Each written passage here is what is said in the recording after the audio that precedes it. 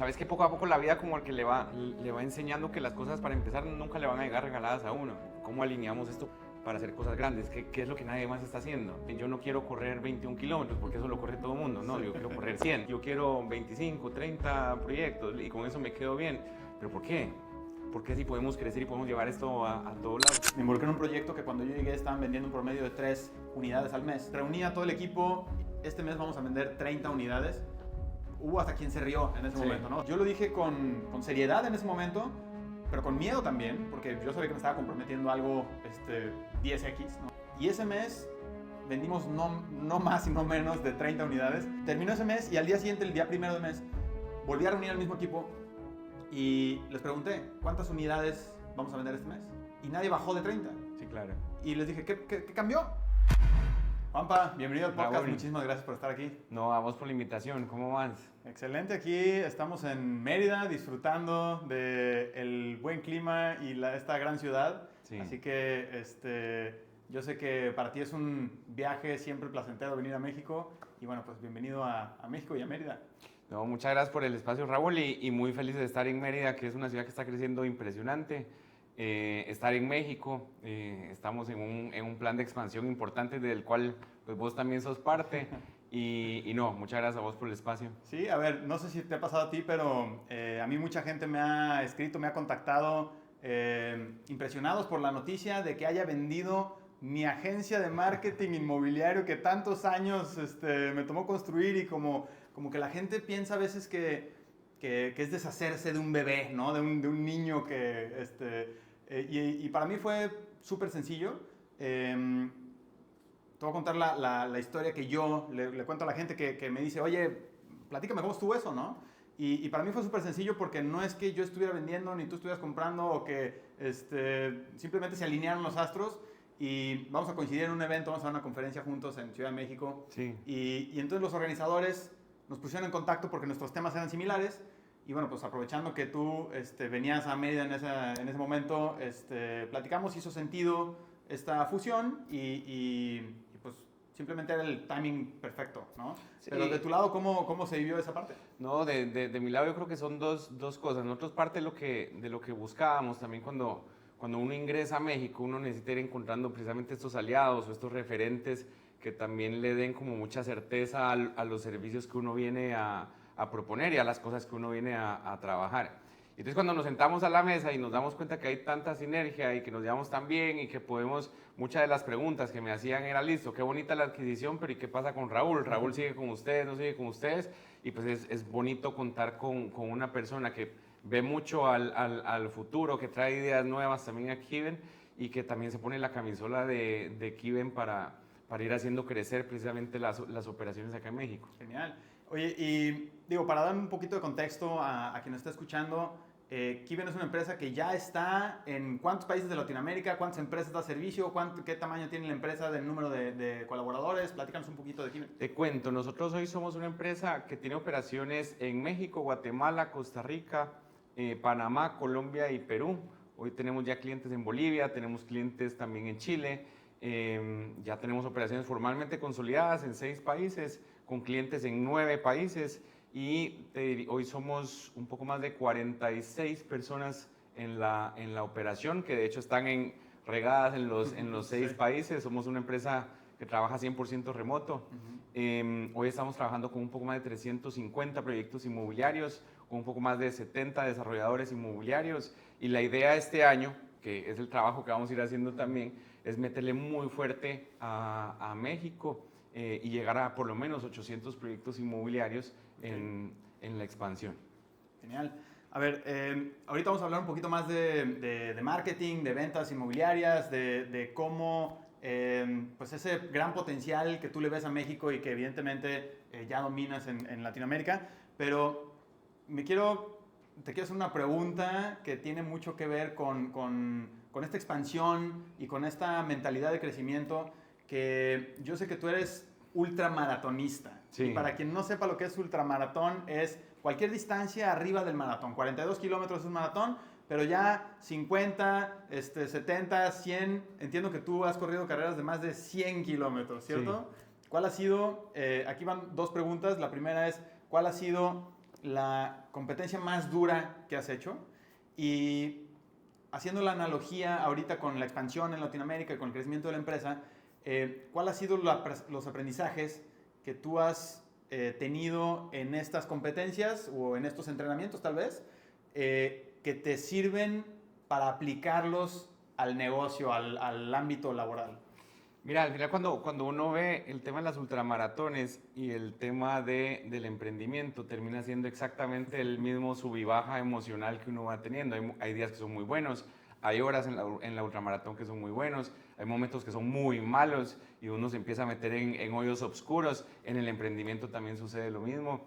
Yo la ultramaratón más dura que tuve, y no fue Por pues la creo que distancia. no fue por la distancia, sino realmente por falta de preparación. De hecho, fue en Puerto Vallarta, Ah, una claro. carrera de 95 kilómetros que me quedé en el kilómetro 88. Y fue la primera vez que yo me bajé de una Que no ultramaratón terminaste. que no terminé. Ok. Y eso es un hito en mi vida, porque entonces uno dice, bueno, pues no pasa nada si te bajas, Ajá. pero mentalmente uno se quiebra por haberse bajado. Entonces, Claro. justo este año estamos en proceso de volver a recuperar el ritmo. Te contaba ahora que vamos a 3 carreras este año, una en Colombia, una en Ecuador y la grande que es en Suiza, que son 112 kilómetros. 112 kilómetros en Suiza. 112 Wow. kilómetros. Y dentro de todo esto, al final, ¿qué te dan las ultramaratones? Te da mucha resiliencia, saber adaptarte, saber cómo ir tomando. Al final, la ultramaratón, el éxito de una ultramaratón es las decisiones que vos vayas tomando en cada una de las etapas de la carrera. Y cuando esto lo extrapolas entonces a la parte de ir emprendiendo, ir abriendo empresa, número uno, para tener una empresa que va en crecimiento, uno tiene que tener mucha resiliencia.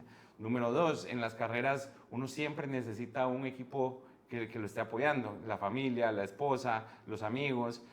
Y del otro lado, en la empresa, en una empresa de crecimiento, pues nosotros tenemos el activo más valioso para nosotros realmente es un equipo precioso de gente profesional, unos líderes increíbles que son los que realmente terminan haciendo posible todo este crecimiento que vamos teniendo como empresa. Genial.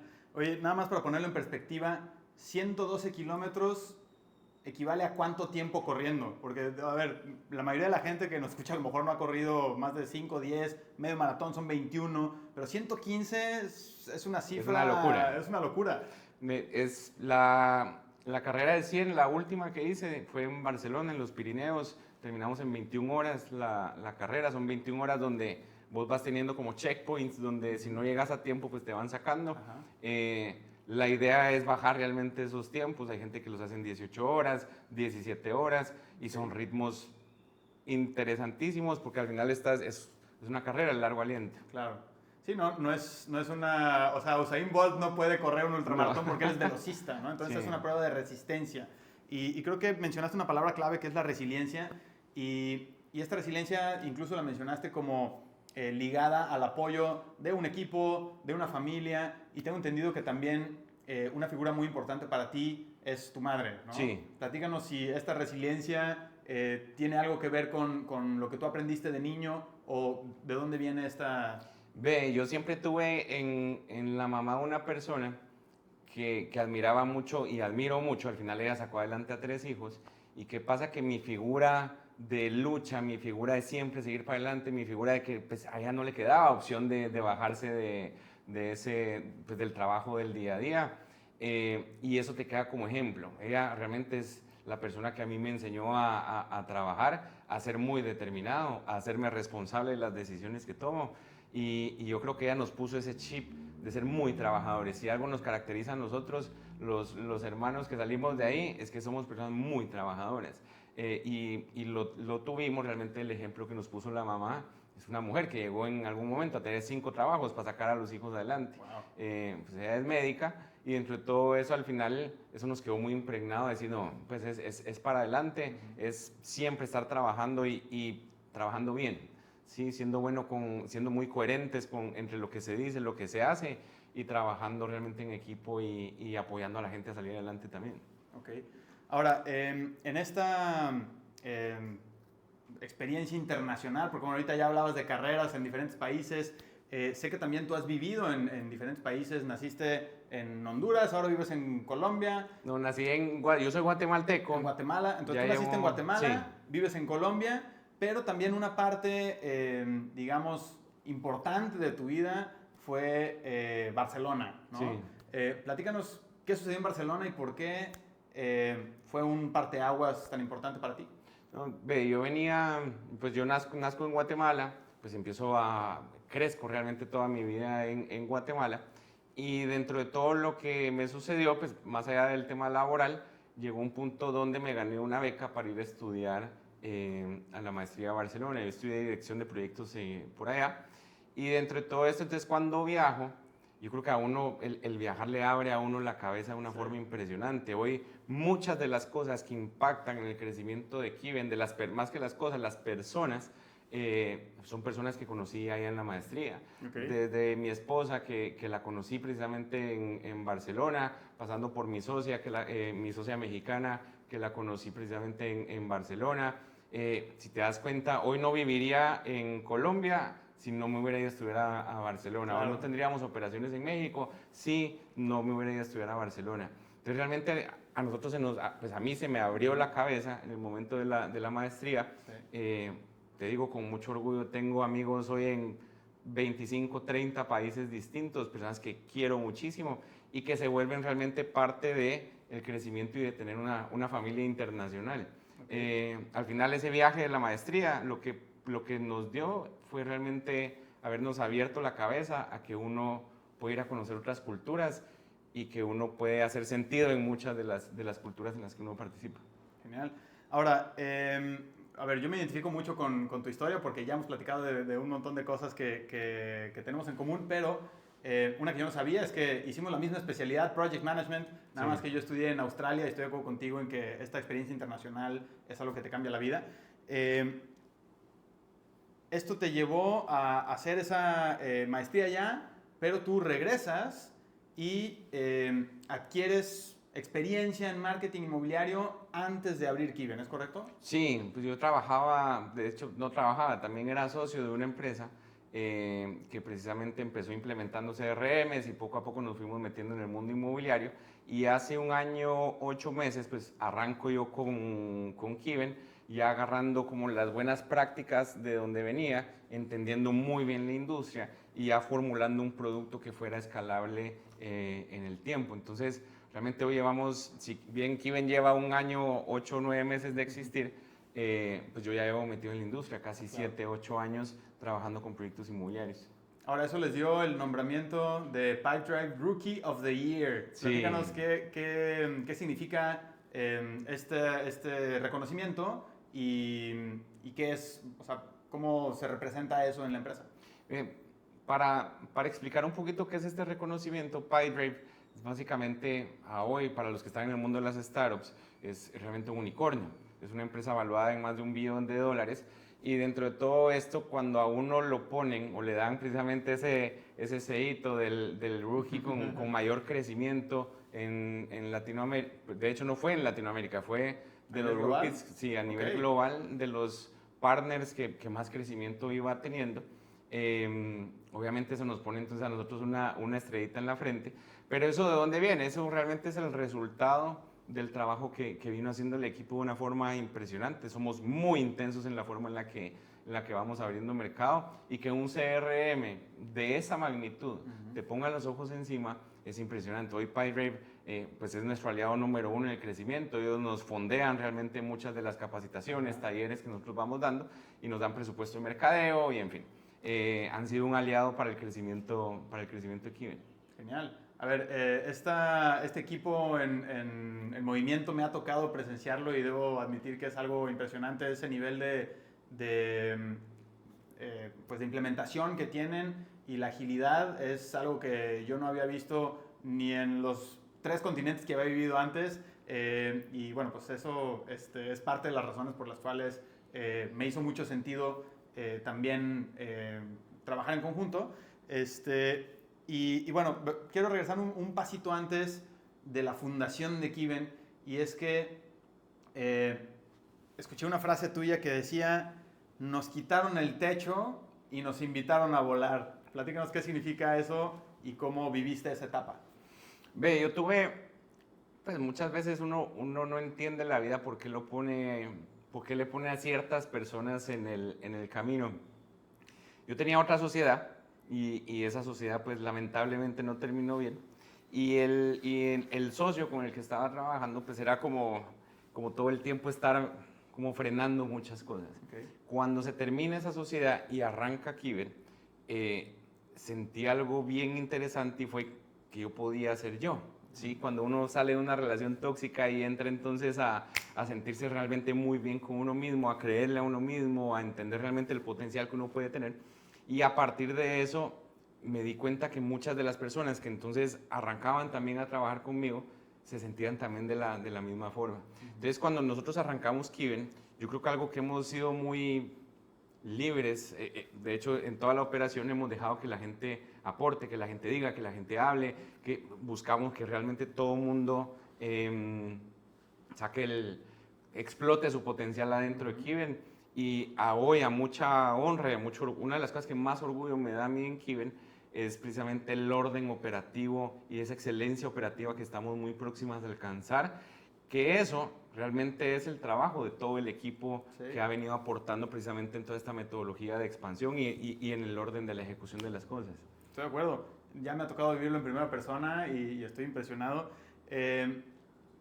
Pero, a ver, hay algunas cosas que, según la geografía, ¿no? Hay países donde se opera de una forma. Si nosotros vemos las barreras, las fronteras, ¿no? Las líneas políticas que dividen un país y otro, se vuelven muy evidentes, por ejemplo, entre Estados Unidos y México, entre San Diego y Tijuana. Yo que soy piloto de dron, tengo estas fotos donde se nota una línea recta y de un lado se ve un escenario y de otro lado se ve otro, ¿no? Pero estas líneas se vuelven más borrosas en Latinoamérica. Sí. Entre los países de Latinoamérica somos más homogéneos, ¿no? Sin embargo, me interesa conocer tu perspectiva, teniendo oficinas en 6 países. ¿Cuáles son las similitudes que has encontrado en Latinoamérica? Eso que nos hace hermanos, ¿no? Que no hay tanta diferencia entre un país y otro. ¿Y cuáles son esas diferencias que sí existen? Digo, más allá del, pues no sé, del acento con el que hablamos español, pero ¿cuáles son esas similitudes y esas diferencias que tú has encontrado específicamente en el mercado inmobiliario en Latinoamérica? Mira que ha sido interesante. Lo primero que hemos encontrado igual a nivel del mercado inmobiliario, realmente la entraña del proceso de compra de la vivienda pues termina siendo muy similar en todos los países, que cambia los nombres. Por ejemplo, en Costa Rica el enganche es la prima, en Guatemala se llama enganche, en Colombia se llama cuota inicial, pero al final es exactamente el mismo modelo financiero. También hay una palabra que me llama la atención, que es mercadeo, y que acá utilizamos, en México utilizamos el marketing, que es la palabra gringa, ¿no? Entonces... Y parte de lo que nos ha tocado como equipo es irnos adaptando a los distintos países y empezar a hablar mexicano, empezar a hablar tico, empezar a hablar panameño, colombiano, peruano. Las cuotas que son mensualidades. Las cuotas que son mensualidades, los departamentos que son apartamentos, claro, o pisos en España. Los cajones que son parqueos o que son parqueaderos. Entonces, parte de lo que nos ha tocado hacer es hacer esa tropicalización de cada uno de los países. Yo creo que algo bien interesante ha sido que el colombiano, que hemos encontrado en el colombiano, que el colombiano va a un ritmo mucho más acelerado en la forma en la que opera, en la forma en la que trabaja, y eso es lo que nos ha permitido precisamente como empresa crecer muchísimo. Si hoy somos 46 personas, te diría que 35 son colombianas. Ahora, ¿qué nos separa? Yo te digo, son muy pocas cosas las que nos separan. Lo único que nos separan realmente son las benditas fronteras, que nos da mucho miedo cruzarlas, pero cuando vos empezás a integrar a personas de otros países, te das cuenta que somos alegres, que somos muy amables, que somos muy serviciales, y realmente lo que nos separará serán las velocidades de las cosas. No es lo mismo trabajar con panameños que con colombianos, que con mexicanos, que con guatemaltecos, pero al final, en esencia, vamos siendo muy, muy similares en la forma en la que operamos a nivel de industria inmobiliaria. Genial. ¿Y cuál es ese? Ahorita hablabas de esta visión de expansión, de crecimiento. Ya estás en 6 países, con México son 7. ¿Qué le espera a Kiven en los próximos años? Mira, cuando arrancamos Kiven, nosotros hicimos una planificación una planificación, pues montamos toda la estrategia realmente de Kiven. De hecho, me acompañó Juanita, que es la líder creativa que vos conoces, Sí. en ese proceso. Y contratamos una consultoría, y esa consultoría, entonces al final a uno le dicen, bueno, ¿cuál es esa mega? ¿Hacia dónde queremos ir? Y la idea es que para el 2028 nosotros lleguemos a 1.500 proyectos inmobiliarios en 11 países de América Latina. Y realmente queremos ser los referentes en la forma en la que se debiese de medir a equipos de marketing y de ventas, y no estar inventando el agua azucarada cuando realmente ya hoy tenemos una metodología como muy comprobada. Entonces, hacia allá es que vamos. ¿Eso qué te permite?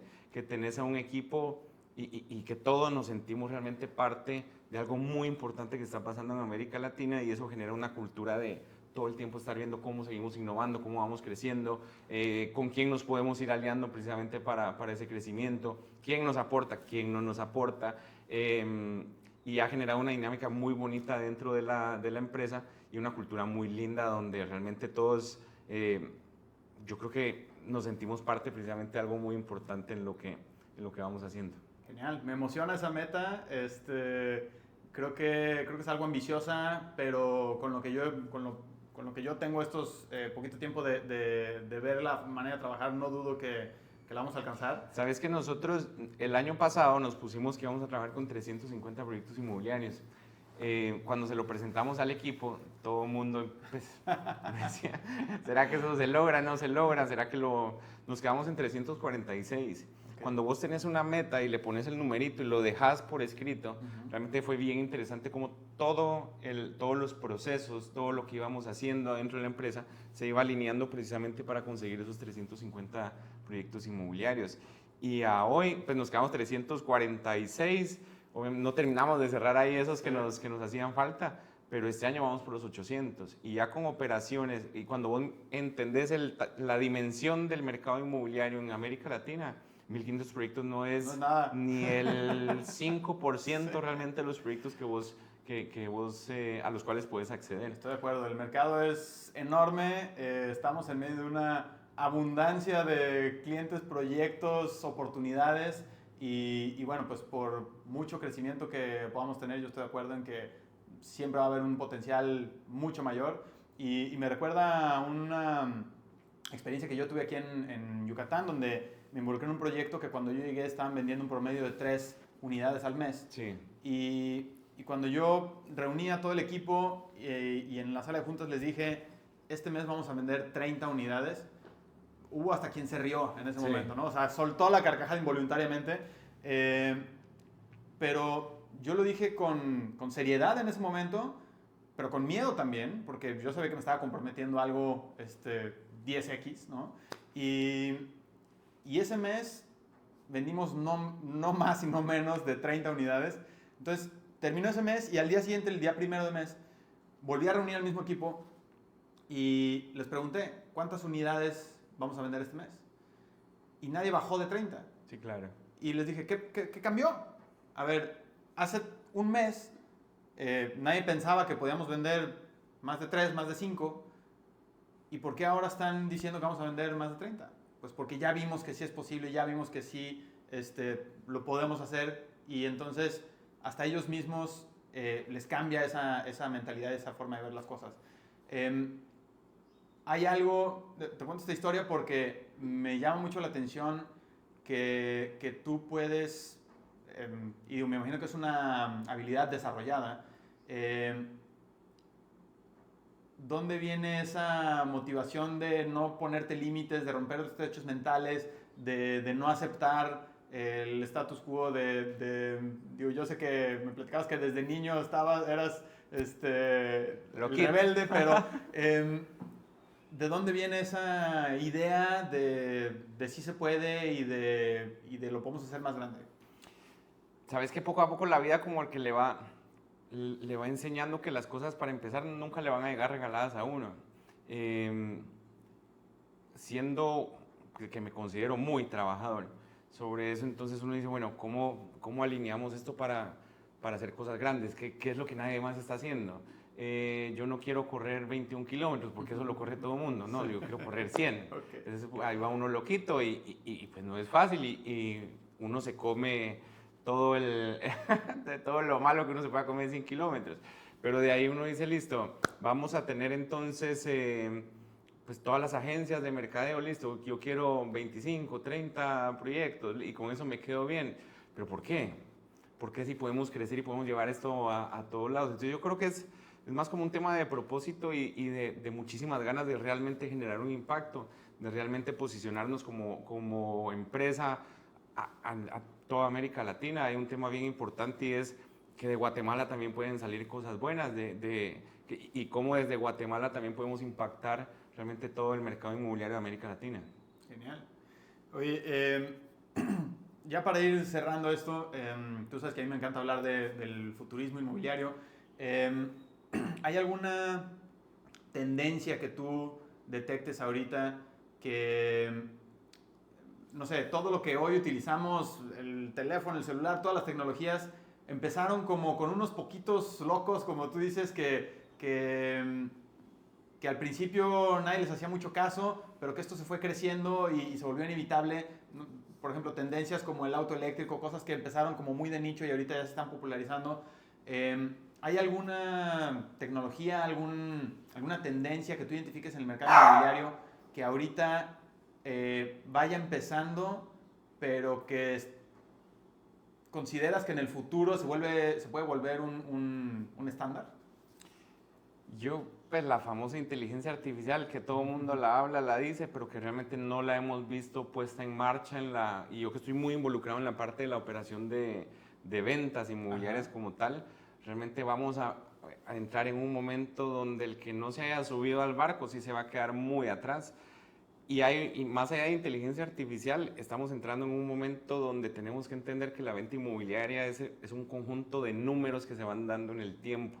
Entonces, parte de lo que se tiene que volver el día a día y hacia dónde va la industria es que como hay tanta competencia, los desarrolladores cada día más quieren tener certeza de que su proyecto se va a vender. Y esa certeza viene amarrada a partir de números.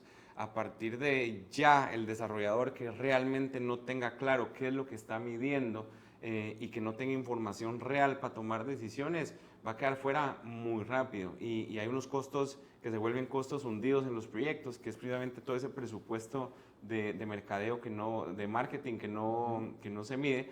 Pero hay una tendencia bien importante y es cómo realmente los desarrolladores se vuelven data driven en la toma de decisiones de sus procesos comerciales y de sus desarrollos inmobiliarios como tal.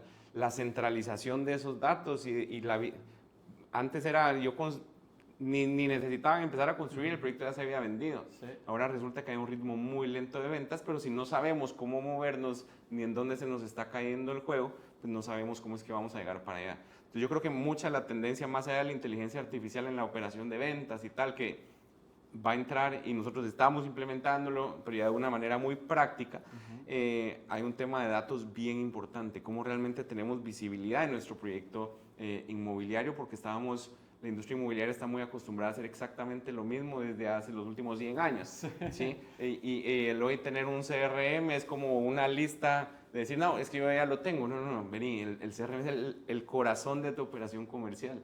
Entonces yo creo que vamos a empezar a valorar muchísimo más las herramientas de tecnología que se puedan, pues todo el mundo está tratando de automatizar muchas cosas.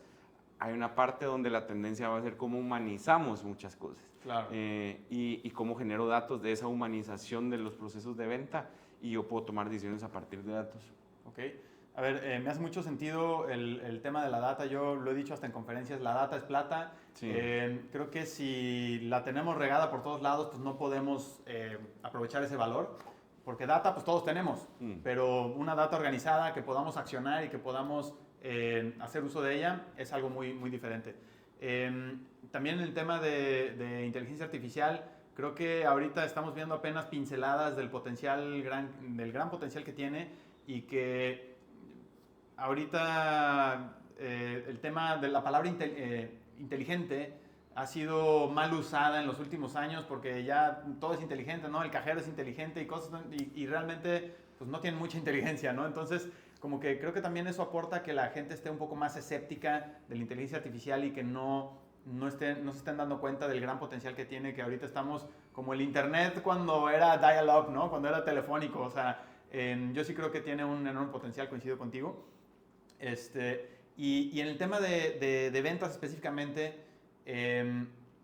¿cuáles son esos datos clave que tú crees que cualquier desarrollador debería estar prestando atención y que muchas veces, o sea, yo lo he escuchado de muchos desarrolladores que dicen, es que a mí me compra, nosotros tenemos una tasa de éxito de 2, 3, 4%, o sea, de cada 100 leads que me llegan me compran 2, 3, 4 personas, ¿no? Y eso es como que muy estándar en la industria y pues ellos sienten que si están dentro de ese número no lo están haciendo mal, pero creo que hay un gran potencial para mejorar esa tasa.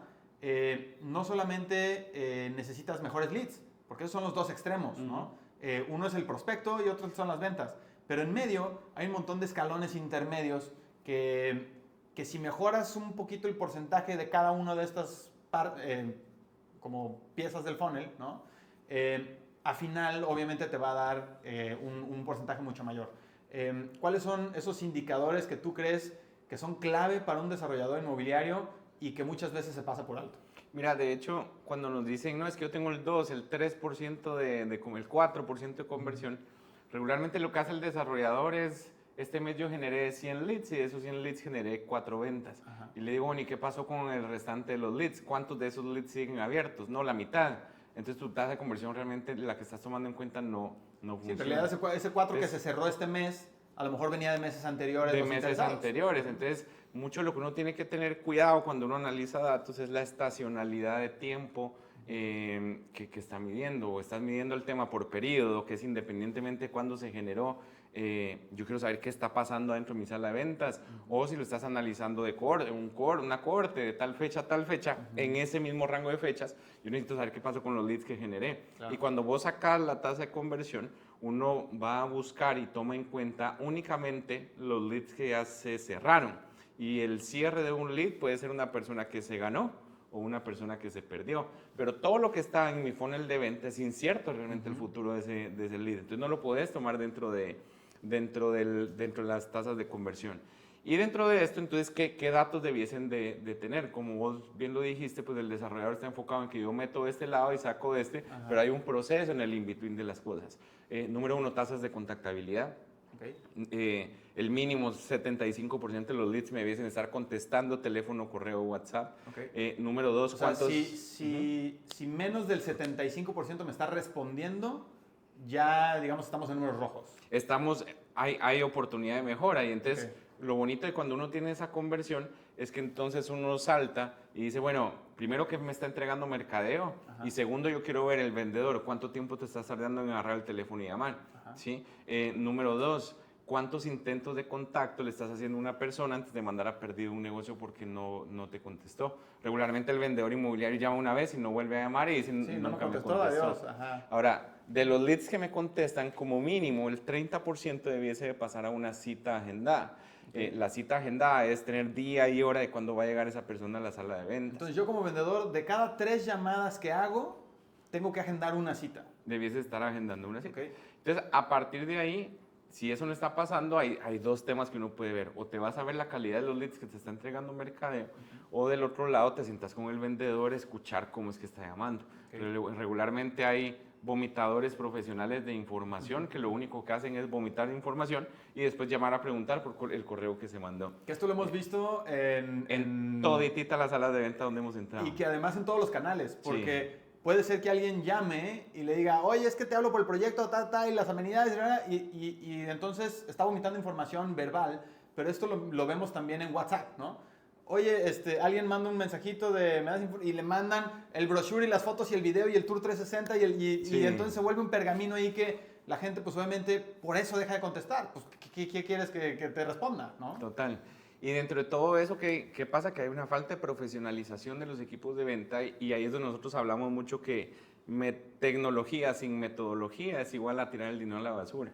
¿Sí? Tecnología sin metodología es igual a tirar el dinero a la basura. Okay. Porque al final... Por ejemplo, nos hemos encontrado clientes, es que ya estoy implementando inteligencia artificial. Así, ¿para qué lo estás haciendo? Para informar al cliente. El cliente nos informa, el cliente se prospecta y se agenda una cita para venderle.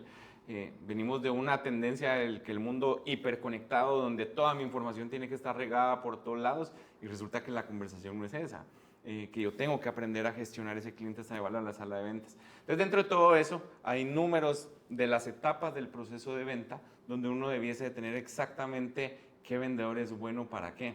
Con el simple hecho que vos mires cuántos leads, cuántas citas, cuántas visitas y cuántas ventas tuvieron los vendedores, te vas a dar cuenta que hay 1 o 2 vendedores que si uno tiene 5, el otro tiene 10, y esa diferencia de 5 ventas entre un vendedor y otro es un costo hundido para los proyectos muy importante, porque si uno está vendiendo 10, el otro mínimamente debiese estar vendiendo 10. Sí. Y esos son números que el desarrollador inmobiliario no toma en cuenta cuando tiene malos equipos de venta.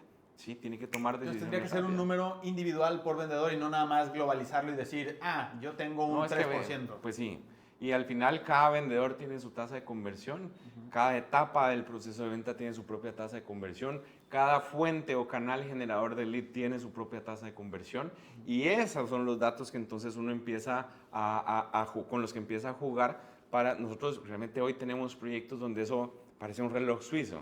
Yo ya sé que si yo meto 100, del otro lado voy a sacar 5 ventas, yo ya sé exactamente qué vendedor es el que se me está quedando, entonces le voy a entregar un poquito más de leads porque no es tan eficiente el otro. Entonces eso empieza a funcionar como un relojito suizo y gana uno lo que regularmente busca el desarrollador, que es la certeza de que su proyecto sí se va a vender.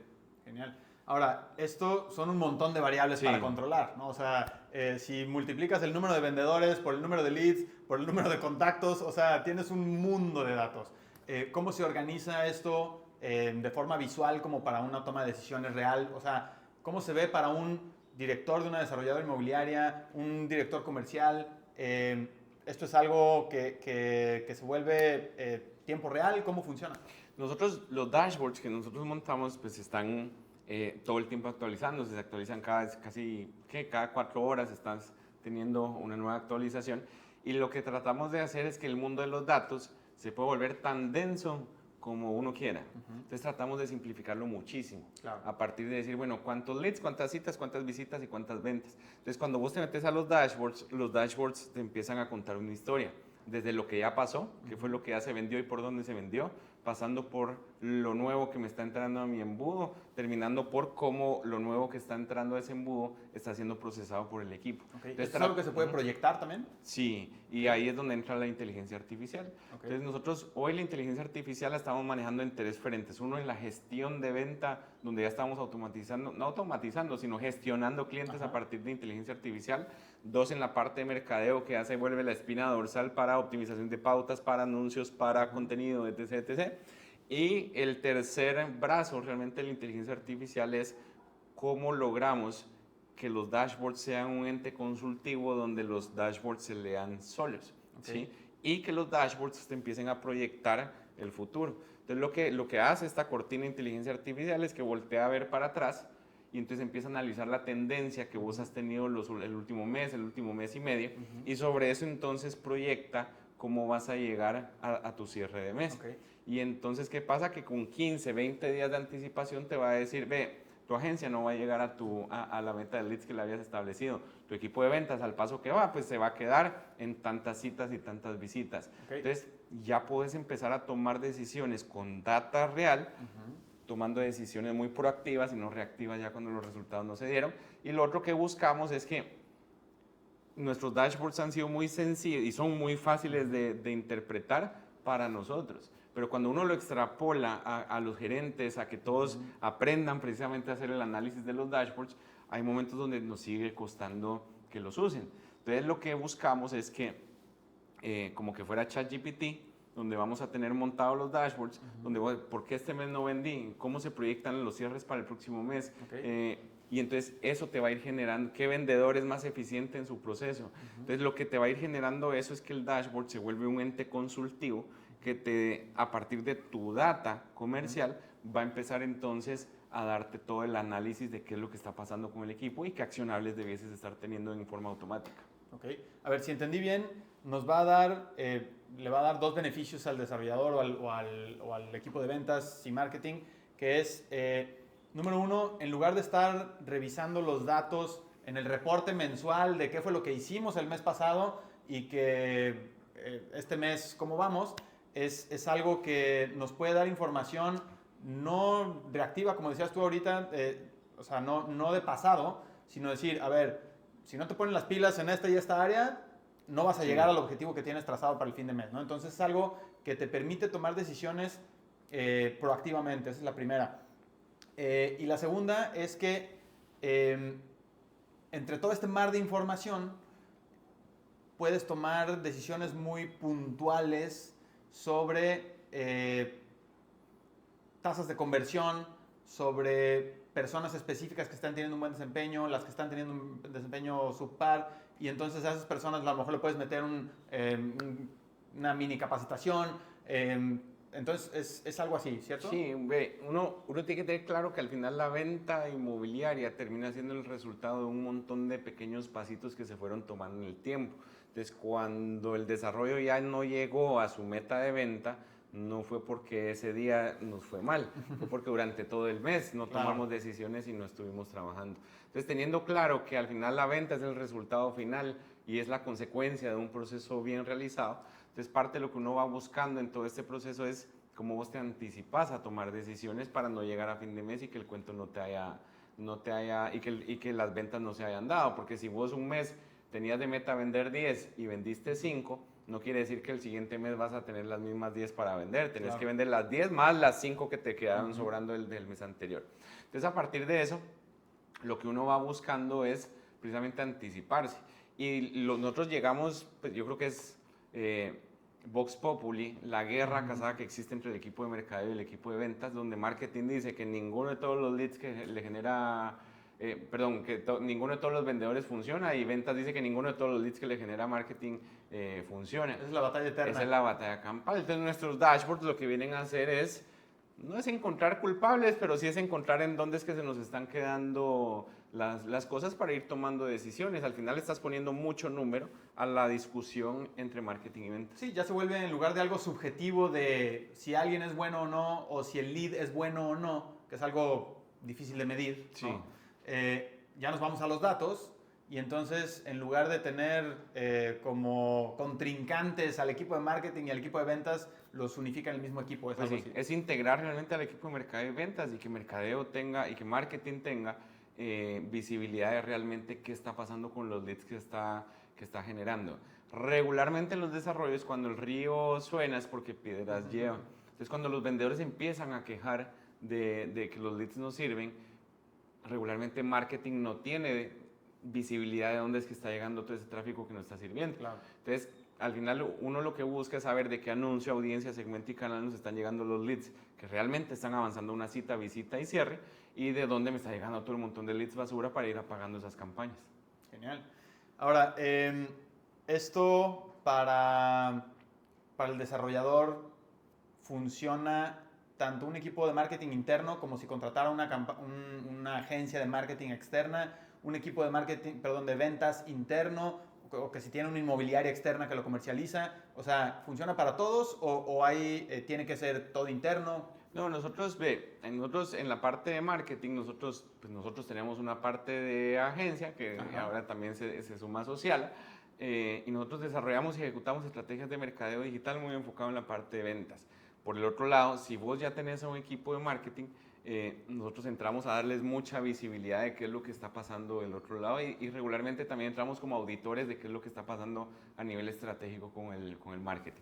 Del otro lado, en la parte de ventas, si vos tenés tu equipo tercerizado, que son estos master brokers que se apropian de los leads, se vuelven dueños de los proyectos, y que el desarrollador le entrega esos leads a ese equipo, entonces nosotros entramos de la mano del desarrollador a medir qué es lo que está haciendo ese equipo de Entonces, ventas. no importa si el equipo de marketing es interno o externo, y el equipo de ventas es interno o externo, el sistema de Kiven funciona para unificar estos dos. Para integrar precisamente las conversaciones que necesitas, equipos realmente enfocados en los desarrollos como tal.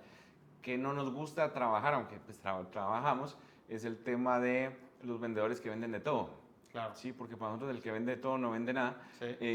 Y entonces sí buscamos un tema de foco muy, muy especial. Al final nosotros, nuestro ofrecimiento comercial es cuidar la rentabilidad de los proyectos inmobiliarios. y para mí la rentabilidad de los proyectos inmobiliarios no es de los proyectos, es del proyecto inmobiliario y cómo te enfocas en cuidar ese negocio. Genial. Ahora, este 2025 iniciamos ya con la noticia de la adquisición de Kiven a Sociala. Y bueno, pues esta fusión yo estoy seguro que es el inicio de algo muy grande y muy divertido que vamos a vivir. Pero hablando del futuro y ahorita que hablamos de la proyección, ya para terminar, quisiera cerrar con una pregunta que es, esa cámara es, o sea, ahorita nos está viendo el Juanpa del futuro, ¿no? O sea, este video, este podcast lo va a escuchar y lo va a ver mucha gente en los próximos años tal vez, pero el Juanpa del futuro, el Juanpa dentro de 10 años, está viendo este video. ¿Hay algo que te gustaría preguntarle y saber del futuro a ese Juanpa de dentro de 10 años?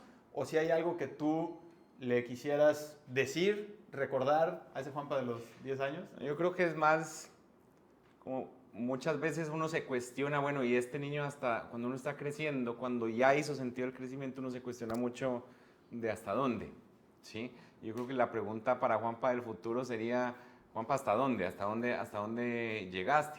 ¿Sí? Parte de todo este proceso es hasta dónde llegaste, no solo en números, sino como persona, como líder y como en algún momento esperemos llegar a ser referentes en la industria.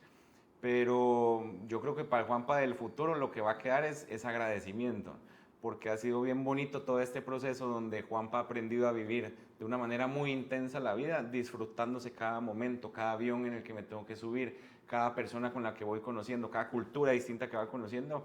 Entonces yo creo que para el Juanpa del futuro y el Juanpa del pasado solo queda realmente agradecerle por hoy ser quien es y con mucha ansiedad por saber y con mucha ilusión por saber hasta dónde va a llegar. Súper bien. Si alguien te quiere contactar, le interesa conocer un poco más de lo que platicamos, algún canal, algo en específico que... Pues primero con vos, que ya sos parte del Sí, del si están en equipo. México, adelante, Si están en pueden México, platicar con Juanpa, conmigo, y con mucho gusto lo platicamos, pero me ¿cuál es el encuentran canal que más como utilizas? Juan Pablo Palmieri en LinkedIn, en Instagram está Kiven Ventas Inmobiliarias y pues también Juan Pablo Palmieri. Y ahí está nuestra página, ahí están todos nuestros datos, mi número de teléfono y lo que necesiten quedamos a un WhatsApp de distancia. Genial, pues yo estoy seguro que viene un gran futuro, así que muchas gracias por formar parte de él y por invitarme también. No, a vos por creerle a Kiven, por estar en la apertura de esa nueva fusión, por creerle a este nuevo sueño y pues muy ilusionados con lo que vamos a estar trabajando juntos todo esto, pues realmente de este año y los que se vienen en la industria inmobiliaria. Al final vos sos referente, estás en una posición bien importante en la industria inmobiliaria en México y para nosotros nos sentimos como equipo muy orgullosos de saber que contamos con vos en esta nueva aventura en la que nos metimos. Genial, pues es recíproco, así que muchísimas gracias Juanpa por la plática de hoy y estoy seguro que habrá muchas más por venir. Así será.